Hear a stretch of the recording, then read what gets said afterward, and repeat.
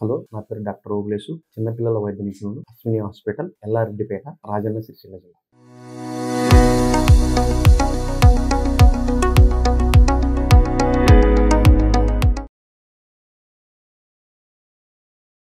తల్లిపాల ప్రాముఖ్యత. పుట్టిన బిడ్డకు సాధారణమైన ప్రసవం అయితే కనుక అరగంటలోపు తల్లిపాలు మాత్రం ఇవ్వచ్చు.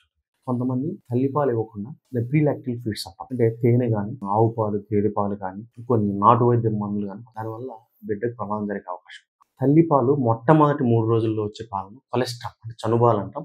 ఇవి అత్యంత పోషక విలువను కలిగి ఉంటాయి. శక్తిని అధికంగా ఇచ్చేటువంటి, జబ్బును తట్టుకునేటువంటి, వ్యాధుల బారి పడకుండా కలిగేటువంటి అన్ని రకాల పోషకాలు ఉంటాయి. యాంటీబాడీస్ రిచ్, మోర్ డబ్ల్యూబీసీ ఉంటాయి. ఇంకోటి అంతేకాదు, పేగు ఎదుగుదలలో ఉపయోగపడడం కాకుండా అలర్జీ నుంచి కాపాడడం కాకుండా జరుగుతుంది. ఇంకా విటమిన్ ఏ అనేది అత్యధికంగా ఉంటుంది. దీనివల్ల ఎపిథీలియం రీజనరేషన్ అంటే ఈ రిపేరింగ్ మెకానిజం అంటే అవి బాగా జరుగుతుంది. ఇంకోటి, ఈ కొలెస్ట్రాల్ పాలు ఫస్ట్ 24 గంటల లోపు చాలా తక్కువ వస్తాయి. ఒక 30 ml మాత్రమే వస్తాయి. చాలా మంది ఏమంటారంటే చాలా తక్కువగా పాలు వస్తున్నాయి, పాలు సరిపోవట్లేదు, పాలు రావట్లేదు అని చెప్పి తల్లిపాలు పట్టడం మానే. కానీ అలా చేయకూడదు. ఎందుకంటే చాలా తక్కువగానే వస్తాయి పాలు. అలా ఫస్ట్ 3 రోజుల్లో, రెండో రోజు 3 రోజులు పెరుగుకుంటూ వస్తే 3 రోజుల తర్వాత వచ్చే పాలు రంగు కానీ అవి కానీ మారతం జరుగుతుంది. కాబట్టి ప్రతి ఒక్కరూ కూడా తెలుసుకోవాల్సిన విషయం ఏంటంటే ఫస్ట్ 3 రోజులు వచ్చే పాలు చాలా మంచి పాలు, అవి తక్కువగానే వస్తాయి, ఎక్కువ సార్లు ఇవ్వాల్సి ఉంటుంది.